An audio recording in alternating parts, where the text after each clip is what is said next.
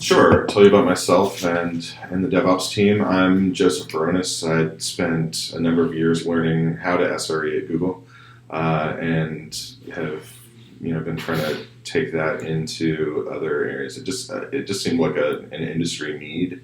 I was excited about the industry need, so wanted to kind of jump in and do that. Here at Collective Health, we have a team of about 9 people now that are some former DevOps, some SRE, some former SREs from various companies.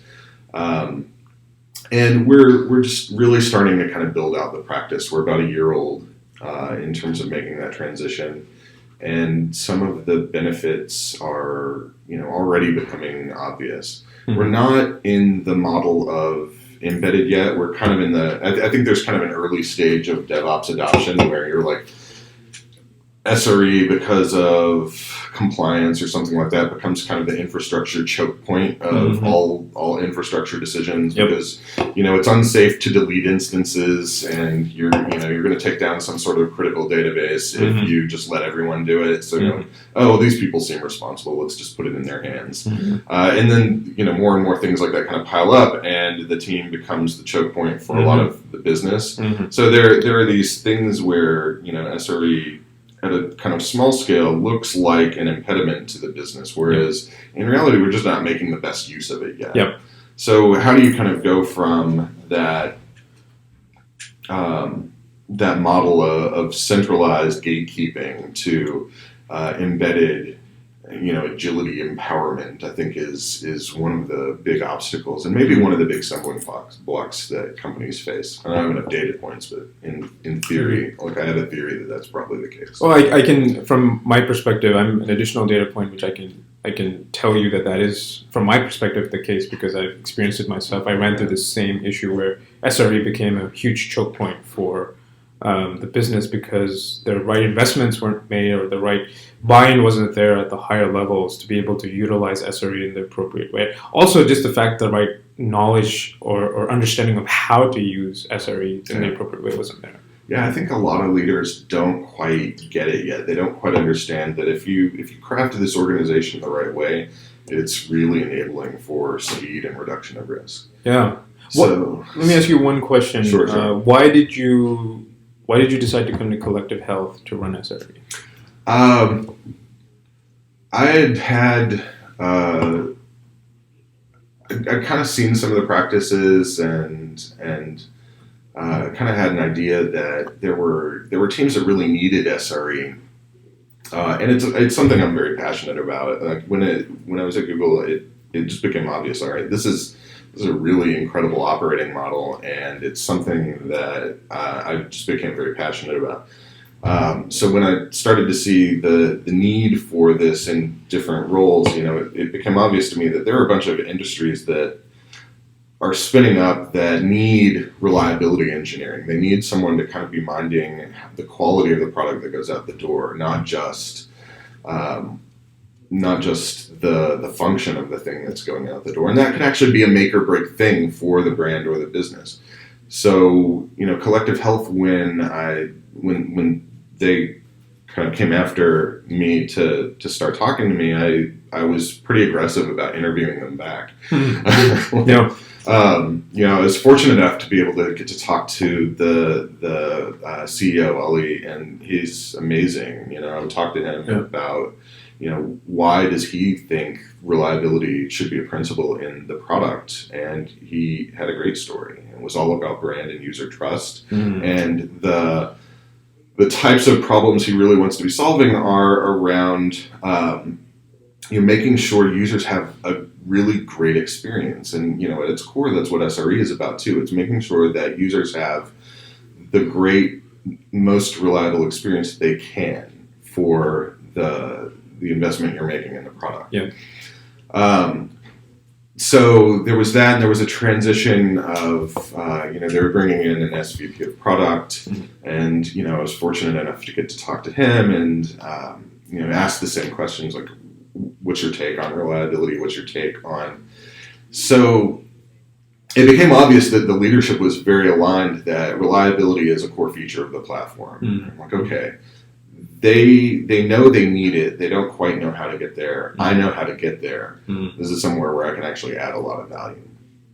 That's amazing. That was the thing. And honestly, it was about the mission too. For me, the reason why I wanted to kind of leave the big company and come to the smaller company was find a place where mission could be first and where I felt I could do something important. And I remember being asked by former job VP, like, what do you want to do? When I was kind of floundering around what projects to work on and things like that. Mm-hmm. And I reflected on that for a number of weeks before I came back with the very amorphous statement, I want to build something awesome. Right? Yeah. And that was the best I could do at the time. But then, in looking outward from there, I was like, wow, there is a lot of awesome going on in the world. I could probably help with that. So that was the intent. That's really great. And I think that's absolutely critical. And actually, for SRE or, to be so closely tied to the mission of a company and what they're trying to accomplish, and I think that's an amazing story, right? It's not always just about feature development and pushing as many features as possible, next fanciest thing. But like you said, reliability and functionality become so critical to the user experience, and especially in today's world where that's the expectation from customers, right? Like it's just just easy. It's easy for competition to come in and sweep in and be able to just take over by providing a better experience. There's one other piece to that I think is critical, and that collective health really impressed upon me at the time was culture really plays into that as well. I think as a kind of heads down startup, and for folks that don't really understand the SRE mindset, I'm gonna pitch your brand for a second. Blameless. Blamelessness is actually a critical piece of that as well, because everything breaks. Everything is, everyone wants to move 1,000 miles an hour, and everything breaks in that context. Quality is often a back seat. So when things do break, you've got to have a culture that is empathetic and listening and able to respond to the problems, not just point fingers at the people. So, in interviewing this company, I was really amazed at, they had slogans like "Code with Empathy," and it makes sense. It's healthcare. They're all about kind of the bedside manner of making sure you have a comfortable experience because you're interacting with people at their most stressful times. Yeah, right. I really like that, "Code with Empathy." I do too, yeah. And it was one of the big selling points for me. It was, you want to, as an SRE, you have to be part of a culture that is not afraid to tackle the real dirty underlying problems, not just punish folks for being in a system that allows them to do things like, delete the main database because there weren't guardrails. Yeah, absolutely. I think that's phenomenal. Yeah. So that was a lot of the reason.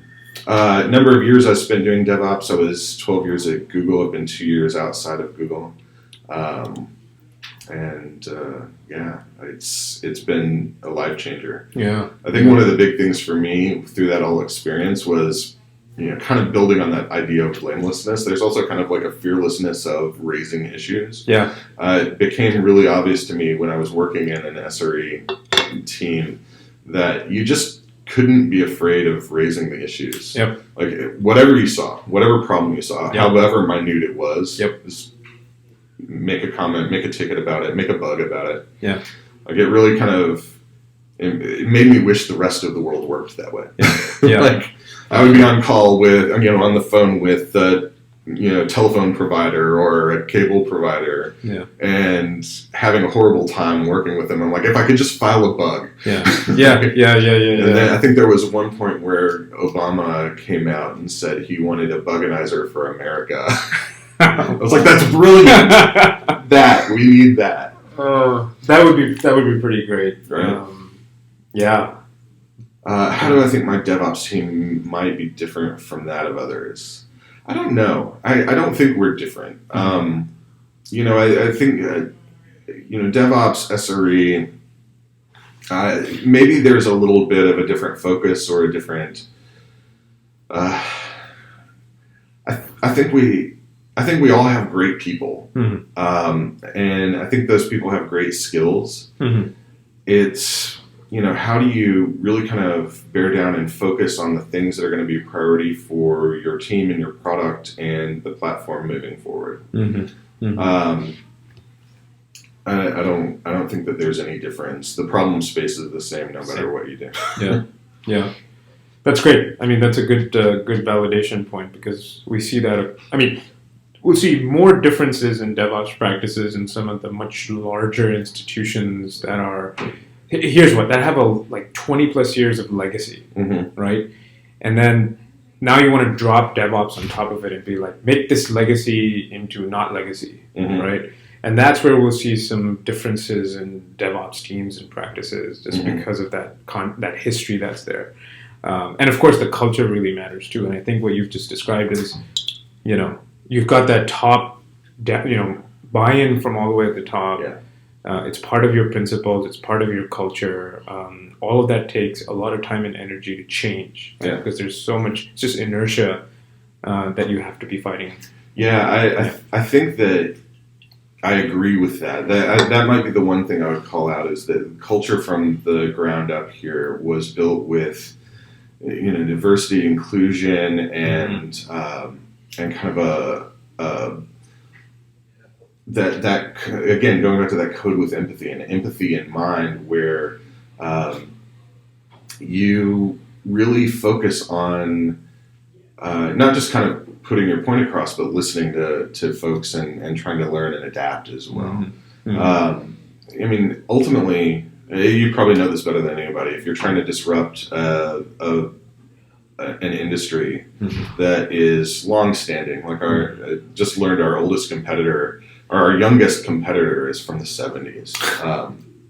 The other day.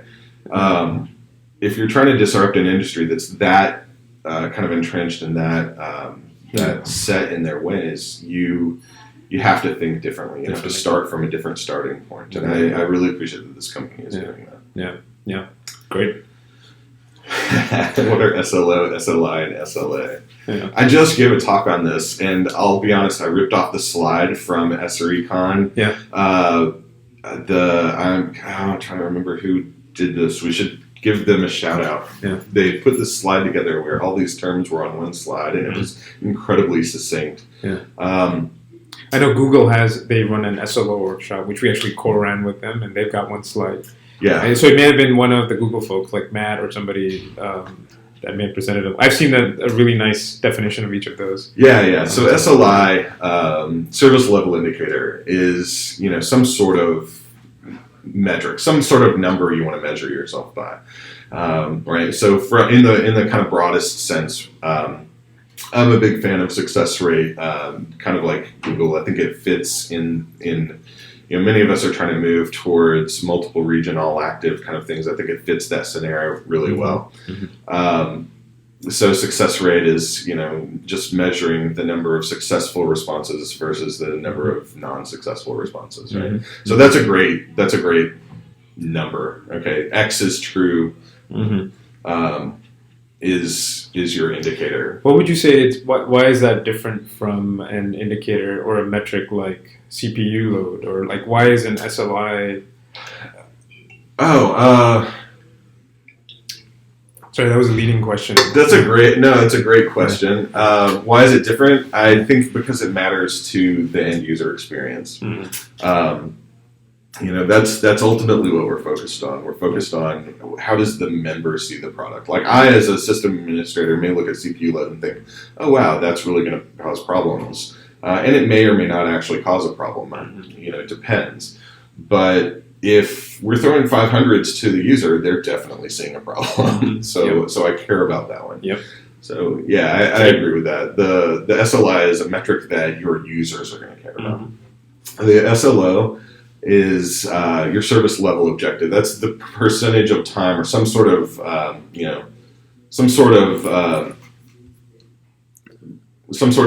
percentage of time you want that thing to be true. Your SLO has to be true for X percentage of time mm-hmm. across X window. Mm-hmm. The one we've chosen right now is our SLO is 3.5 nines, so 99.95% of the time across a 14-day sliding window for all of our services. Now, we can talk about SLAs separately because our SLAs are different, and our contractual SLAs are different. But this is our objective, right? We want to hold this bar for now, and I think as an early stage company, as kind of a younger company that has never gone through the SRE transformation, it takes some time to kind of build the muscles, build the good habits that you need to be able to really adhere to this. Because SRE is not a practice that's just kind of embodied by a team. It's something that is built through partnership with all of the teams of the engineering org, right? So we can be kind of the standard bearers in isolation, but we can't do it without the other team's help. So by setting that goal, it gives them a target, it gives us a target, and we can kind of all be conscious and mindful around that. Sorry, if I may add, Sure. It's an objective measure. There's no emotion behind it. It's something that I think also increases collaboration between the development and the SRE team, for example. When you take the emotion out of it, and it is purely an objective measure like that, the thing is true or not, and we can have a conversation now, well, why is it true or not, and how do we actually make it true again? So it sort of enforces a little piece of the blameless culture in my mind as well, right? It takes that feeling and emotion out of it, and those are the things that start to, like when you're overly stressed and when you're overly freaked out about anything, your emotions are going to be running wild. If you're just tense because you don't agree on things, it adds so much strain. Where this is just very objective. Now this is a number, and how do we hit that number? And then SLA is if we haven't met that objective, what are we going to do about it? I look at this as more as kind of an inter-party negotiation. It's one of those things where you want to set really clear expectations around what's going to happen if you don't deliver on your promise. And for somebody who's signing up with you, they want to know, if you don't deliver on your promise, what are you going to do about it? So it's like SLA is, and if you violate SLO, then foo happens. How do you agree on the foo? It's a negotiation. It really just depends. I mean, it depends on what's important to your customers. It depends on what's important to you, and coming together in the middle. I don't see any way around that other than just human-to-human interaction. Deciding on the SLO can also be the same type of negotiation. We've simplified it a lot, again, as an early stage company to just try to set a straight line, but it's obvious that that's not necessarily the right answer for every scenario, even now. And I think SLAs are the same way. It may, you may want to put an SLA around a reporting function that's really critical to, what your customers need from you. And maybe not your portal uptime or something like that, or some other business function. It just depends on what's important to them. It depends on what's important to you. And the only way to figure that out is through talking to each other. I agree. Why did you do it? Benefits. Why did you just... Okay. Why did we try to start doing SLAs? So error budgets. I'm just going to lump all of this under error budgets. That's great. No, error budget is you can't talk about one without the other. So there were a couple of reasons. We were looking at a number of outages, things that I wouldn't call them outages, like incidents that were definitely not meeting our own levels of expectation around the way the platform should operate. And I was kind of thinking back to the good old days, earlier in my career. If this were true, like there's kind of this conflict in mindset where as a startup you just have to move really fast all the time, and then what was really kind of amazing to me about the Google model was they would just stop. Like if something was too broken for too long, they'd declare code yellow and be like, no more features until this is fixed. Yep. And so that was kind of in the back of my mind. And I was like, if we had some sort of signal that told people, hey, we've crossed a threshold in terms of the technical debt and the errors that we're seeing in the system, we may be able to change the conversation here. Instead of just going 1,000 miles an hour, maybe we take a step back and look at, well, how do we rope this in, fix enough of the tech debt to get into a good operating state, and then start moving forward again at full speed, right? Yep. So, that really kind of, it brought my mind directly back to that talk that I'd heard from Mark, which was, it's all about taking thoughtful and balanced risks. And his talk is all about, well, you can take more risks. You don't have to stay at 100%. That's not the right target. It's all about how do you kind of walk that line. Well, we decided that we want a line because we hadn't really thought about it before.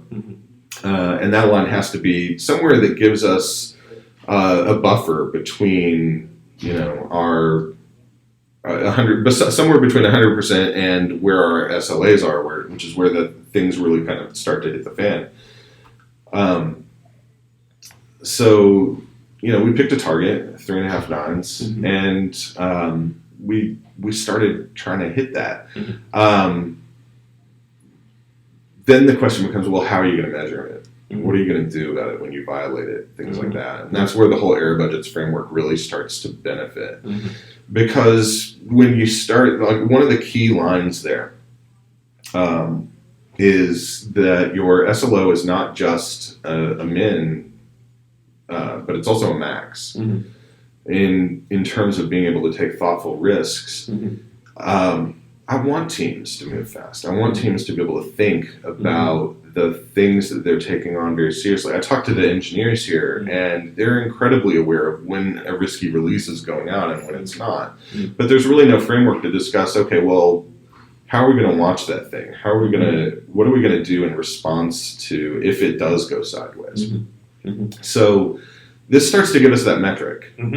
It starts to give us something that's really objective. We can watch it. It's slow moving, so you can, you don't have to respond to it immediately. You can be thoughtful about it, but you can actually use that as signal to start to feed your development practices. How would you say that? How is the business, and by business I mean primarily, for example, the legal team that's actually doing these customer-facing SLAs, or anybody that's only exposed to SLAs and not really SLOs.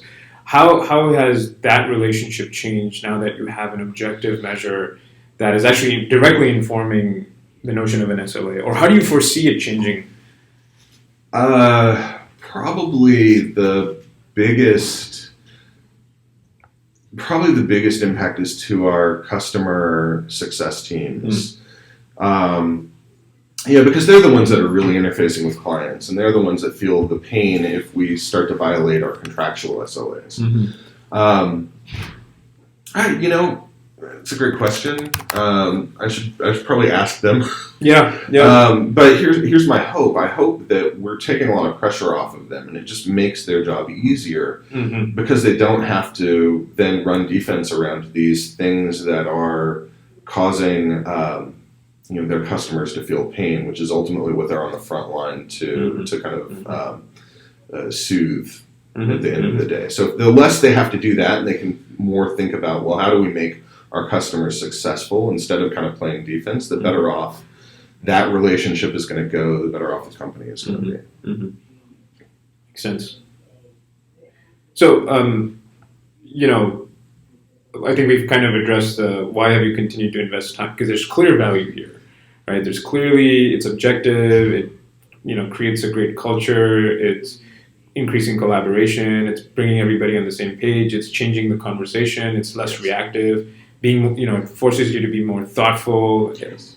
So I think that's great. And my management question here is more like, do you have trouble communicating the value of SLOs to upper management, right? Or error budgets, excuse me. Error budgets is the right term. Well, error budgets and SLOs you do kind of have to treat them slightly separately. I think that the error budget concept is a little bit more difficult to grok than the SLO. SLO is just a straight line on a graph. It's very simple to understand.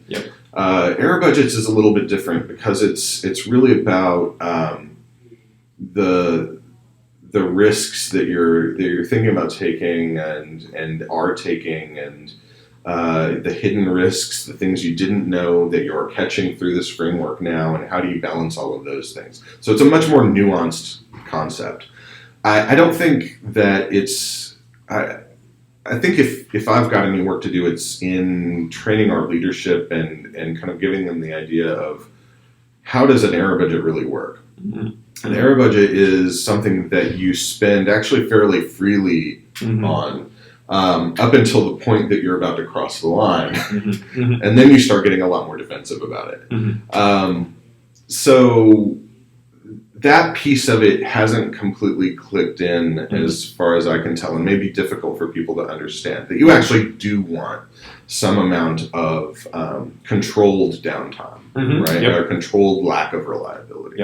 Because otherwise you may be overspending on reliability. It may be actually something that you're putting too much money and effort on. And depending on your business model, that could actually be very costly. I don't know what the right answer there is for everyone, but you know, the nuance there that I think is really important is if you're spending it appropriately, you're just kind of hovering right on that SLO line. And that would mean to me that you're taking a really good balanced approach towards the risks that you're willing to take versus the quality of the product. Yeah, no, that makes perfect sense. I guess what is the behavior that what would you say are very clear indicators of behavioral change that you've seen because of SLOs? There's some positive and there's some negative. And I'll talk about the positive first. When positively, having the signal is really helpful for development teams. When they take it seriously and they're paying attention to it, they're on it before we are. And as you know, a small team where we're still kind of the gatekeeper, that's a huge help. It takes a lot off of our plate, and it actually empowers them. So the fact that they're actually feeling empowered about the decisions that are going into the product, I take as a very positive sign. And that's something that you just need to kind of keep growing. The negative side is there's a little bit of a feeling of guilt to some degree when you drop below the SLO line. Like people are saying, "Oh my God, am I going to be punished? Am I going to be?" Like, no. Actually, you're working as intended. you're you know, maybe there's some reason that we're dropping below the line a little bit. So long as we're not violating SLAs, that's fine. So it's kind of a little bit of confusion around. You know, everything from 100% to the SLO is okay, but things below the SLO down to the SLA line may not be. Interesting. And that there's a little bit of truth to that. You may be underspending if you're constantly below that line, but you're also, you know, if you're fixing something that's bouncing back up, no harm, no foul, right? You never violated your SLAs. Interesting. So let's talk a little bit about the punitive part of that. Like, I'm curious to hear your thoughts on how would you or how do you, you know, you said, no, it's okay, like you said that, but how do you take that message and sort of permeate that through the organization? Like, what are some practices that you would want, either you want to do yourself or you would recommend others to do to say, like, look, it's a new framework, it's going to mean this, and these are the things that you should be okay with. And blamelessness is a big part of it. Punitive action, even when we say punitive action, it actually means this. It's, again, a systemic way of looking at punitive action versus singling people or teams out, right? So, well, I would even take exception at punitive action because really what you want to do is treat it like an incident. Treat it like treat it like it's any other reliability outage. if you can take that, well, let's hypothetical situation. A service has rolled out some sort of change, and you've watched this degradation of your SLI over time. Mm-hmm. And it dips below the SLO, and you're kind of watching it continue to descend. You want to know that once it gets to SLO, somebody's looking at it. Mm-hmm. And as long as they are, and a lot of times engineers are, because they're pretty concerned about this themselves, then usually the right things are going to happen. So then you just want to make sure that in some reasonable amount of time, the signal starts to recover. Got it. I like that. And then if it doesn't start to recover, then there's obviously a larger problem. And it's not a punitive effect at that point. It's more, how do you want to treat the larger problem in your product? Yeah. Do you declare a code yellow or something like that, and you do a code freeze so that you can deeply look into the problem, and it's kind of all hands on deck? Mm-hmm. Somebody needs to be empowered to make that decision. Mm-hmm. And mm-hmm. if it's the product owners themselves, whether it's SRE or the product owners, or it's mm-hmm. them in conjunction with SRE, those are the things that, once you kind of agree and have an organizational way of making that decision of declaring, this is a bigger problem than just management. Than just error budget management. Let's figure it out, mm-hmm. And get all hands kind of focused on that. I've never seen a situation where I didn't recover mm-hmm. relatively quickly out of that. Yep. Right. Yep. So something must be really broken if. And that's what you want, right? Yeah. At that point, you're spending the appropriate amount on incident response versus. Mm-hmm. The many other possible things you could be spending it on, like adding value to the business. Great. No, that's great, because I think having a robust incident management / response program and a set of tooling around that also becomes a guardrail for you to be able to, get comfortable with SLOs and, It's an organizational guardrail for managing risk. Yep. Mm-hmm. Yep. I like that. We can skip that one, but I'm curious about this one because we're sort of diving deeper into SLOs here. Sure. Some examples of metrics that you find particularly interesting that you track and present to the team, and how do you determine what happens when there's an SLO, or what have you done to sort of put in place a framework around, hey, this is what it means to have an SLO violation? What are some thoughts in that space?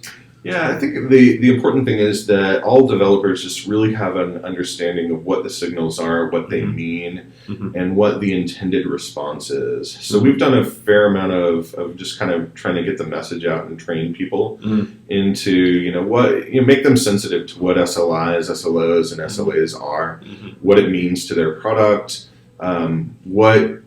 giving them some clue into different scenarios around how, mm-hmm. What the actual balance of their budget is mm-hmm. over time as they kind of watch the lines squiggle up and down for their service. Mm-hmm. And then, it's still kind of early days, but, what I'd like to be able to do as we kind of embed deeper and deeper into these teams and kind of build stronger partnerships with them over the time is start to have that discussion of, well, now that you have this budget, what can you do with it? Mm-hmm. How can you spend it? What choices could you be making? Mm-hmm. That takes a fair amount of detailed knowledge of each individual service or mm-hmm. product, so I probably can't give a great direct answer. But an example might be, if we had better traffic control, could we divert some amount of traffic from, this instance of the service to this test instance to get better understanding of how it's going to perform. Mm-hmm. That risks some amount of traffic, but, obviously you want to put a bunch of controls around that, but it gives you much better signal faster. Mm-hmm. So you're actually improving your development velocity by making decisions like that. So if I could have a team that was embedded on a specific problem, that was going to be my next question. That could go into that level of detail. I mean, that's to me what the heart of reliability engineering is. Right. So that was going to be my next question is like, how does the SRE embedded model, for example, fit into this when you talk about something like, do you think that's an indicator organizationally for one potential indicator for organizations to basically say, hey, maybe we should turn from a centralized SRE organization to a hybrid where we have some folks that are now embedded because we have a clear sense of what the problem is, what the indicators are, what the objectives are, what is the thing that we want to accomplish out of that. Because I think what's been challenging is what I've seen in some companies that we've talked to is that it's a binary switch, and it happens. Okay, we're going to be centralized. Okay, now we have some leadership change. We're going to go to embedded. Okay, now we have some other leadership. So there isn't. And what that signals is that you don't have a good sense of what you just described as, the problem sort of bubbling up, tied to reliability, tied to these objectives, and then you can use that as a mechanism to drive some of the organizational shift, right? At least in some sort of a hybrid type of model. Yeah, no, it's a great question. It's a hard one to answer because a lot of it depends. I think that the size of the org and the type of industry you're in all have kind of variables in this equation. Mm-hmm. But I would say that it's pretty typical to kind of start out in a centralized org. Mm-hmm. Yep. And the challenge at that point is really around prioritization and scoping so that that centralized org can be successful. Mm-hmm. That means saying no to a lot of things. Yep. And if your leadership is not willing to accept no as an answer, you may as well not even try DevOps or SRE, right? Yeah. Yep. I like that. But at the point that they're willing to kind of sacrifice some things to keep a strong body of knowledge alive and well in their engineering org, then that centralized function can work so long as it's of somewhat finite scope. There's carved out time to make the operational problems go away through automation or through software development or through partnership with other teams to provide that software development. Mm-hmm. If those things can be true, a centralized model can work, and I think it works up to a certain size. Now, I don't know exactly what that tipping point in size is, but at some point, you're going to want to specialize because the cognitive load is just too much. I think cognitive load is one of those things we undervalue as a metric for what engineers can and will do. And it's probably one of the, I personally feel like that's probably one of the biggest leading indicators of burnout and stress and leading is if the cognitive load is too high, your engineers are probably going to walk. Right. So if you can break down the problem into problem domains with a constrained cognitive load, that's about the point that you want to start to embed. I like that. And, that means the size of that cognitive load has to be enough to warrant specialization, but it also has to be small enough and constrained that a group of people can keep it in their heads. So, got it. That to me is kind of how you would make the decision to move from the centralized model to an embedded model, and there's good reason for that. But you want to be careful about where you embed too. Those things need to be very important to the business. Yeah. Former coworker of mine used to say, what we do as SRE is we walk in, we establish a perimeter of defense around a certain area, and then we just gradually, slowly try to expand that perimeter of defense. Yeah. So interesting. I like that as a framework. I like how you phrase it, which is finite cognitive load. Yeah. Well understood problem. Right. Could be an indicator for that. Okay, great. What would you say are some of the, tell me a little bit more about when you first started at Collective Health, where they were in terms of, as I'm assuming there was no notion of SLOs until you came in, and then the journey to SLOs and error budgets and sort of what did that look like? What were some of the challenges with that? And it sounds like you didn't have much challenge because again, there was buy-in from the top. But what would you say are some of those things that came up during this journey? Yeah, I think it's critical to have leadership buy-in. Mm-hmm. And, I don't think it's totally necessary for leadership to fully grok, every detail there. Mm-hmm. But they need to know that there's going to be a line. There's going to be a line that measures what you're going to be doing. And beyond a certain line, the organization is going to have to change and something's going to have to be sacrificed, mm-hmm. whether it's product goals or something. So, there's a point in time they're going to have to back the solution of stop the presses. We need to get the machine back in working order. Mm-hmm. And as long as they understand that, it's pretty okay. So I was fortunate that this leadership team understands that and they were fully behind it. We had a string of events where it was pretty obvious that we just needed to kind of get the machine back on track. Mm-hmm. So for me, it was really about timing. Okay, well, here's a mechanism you can use mm-hmm. to try to prevent these things from happening. And then, timing alone was probably enough to really sell that. But obviously there was still a case to be made. Mm-hmm. It was, I don't know, maybe it was just because I'm already familiar with the content, but the content was, well, let's define an SLO, mm-hmm. an SLA, or an SLI, an SLO, mm-hmm. and then some sort of action for what mm-hmm. happens when those things are in violation. Are you using any tools to sort of track these things or manage them, or is it a fairly hands-on manual process tracked in the spreadsheet? Like, how are you actually physically keeping? Oh, that's a good point. There are a lot of technical challenges. Mm-hmm.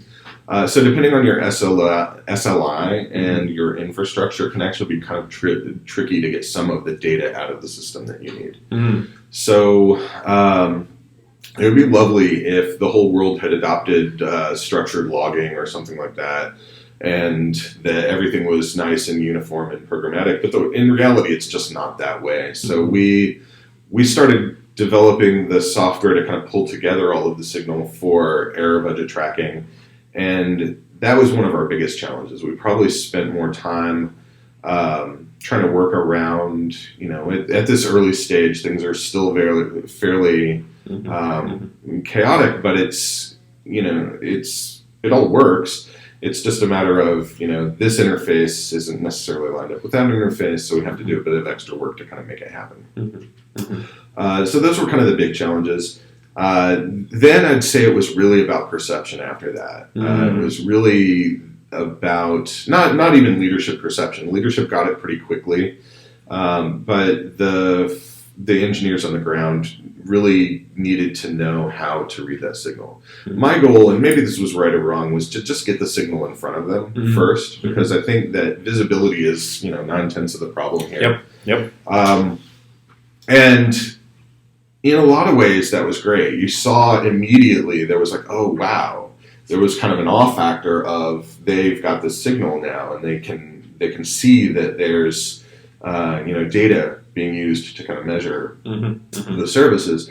But then it almost instantly flipped into, well, what do we do with this? Mm-hmm. I have no idea what this means. Mm-hmm. What does it mean? How are you measuring this? Is that the right way to measure it? Mm-hmm. And it became obvious that there's a consensus component to that you have to kind of work to go around and build. Mm-hmm. Mm-hmm. That was necessary, even though it had been a kind of very open development process where we had, we came up with a design doc, we put in all of the technical details, we socialized that. Mm-hmm. It's a different thing, I think, when you're reading it on a page and you're finally seeing it in action. Mm-hmm. So the follow-up there, I think my lesson learned coming away from that was, okay, even though we tried to make it very transparent in terms of the development process, follow through with training and messaging after the fact to make sure that everybody is still on the same page after it's all kind of said and done. So that's really interesting. Training and messaging. I'm assuming that there's some sort of cadence or how, when new developers, new engineers of any kind are coming into collective health, how are they becoming how do they learn about some of these things? It's a great question. We do an onboarding session. Great. So I have kind of an hour-long program. I go through life of an incident with folks. So there's really we talk about the incident response process. I think right now, because we're kind of hitting that tipping point of centralized SRE to embedding SRE and really kind of building these partnerships with the other teams, that there's a lot of SRE they need to know. I mean, maybe they're not going to use it every minute of every day in their lives, but they should still be sensitive to it so that should the day come, they know how to respond. So life of a page, life of an incident is a really good one, because then you get to dive into, the mechanics of how you do incident response, the mechanics of how you do monitoring, the mechanics of how you do, kind of risk analysis and mitigation. So, wow. This is great. And looking at the other questions, I think we've pretty much covered everything. It looks like you spent a fair amount of time getting everybody bought into the framework, and then some amount of time tweaking the technical architecture infrastructure in place to help support that framework. Feels like that was the biggest challenge. Was changing a way of doing things so that it fits this model, and then you were able to get buy-in for that, not only from leadership, but as well as the rest of the engineering team. Yeah, I would say getting the buy-in for leadership was probably the easiest piece. Yeah.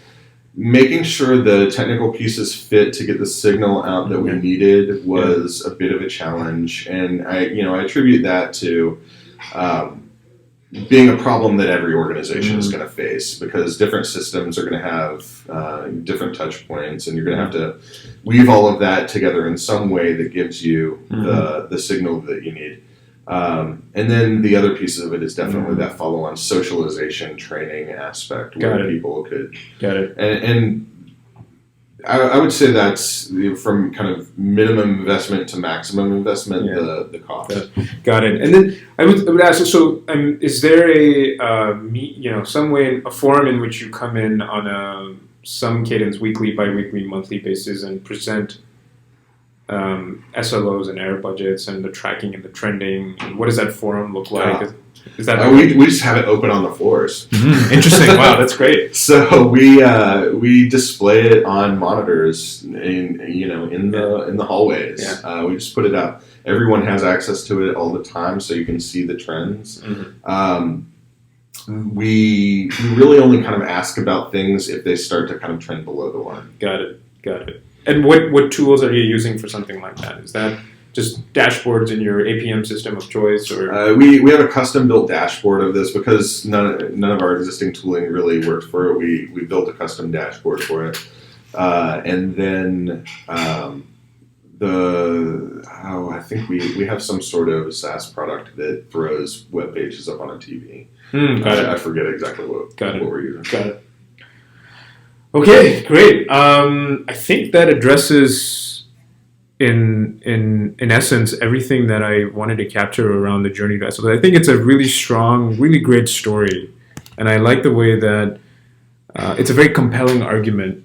Is what I'm walking away with, is that hey, there's a really compelling argument. We talked about DevOps and SRE as a whole, and then SLO as a framework. Let me ask you this. And this is the agility thing that we didn't get a chance to talk about. Oh, sure. So SLOs and error budgets and agility.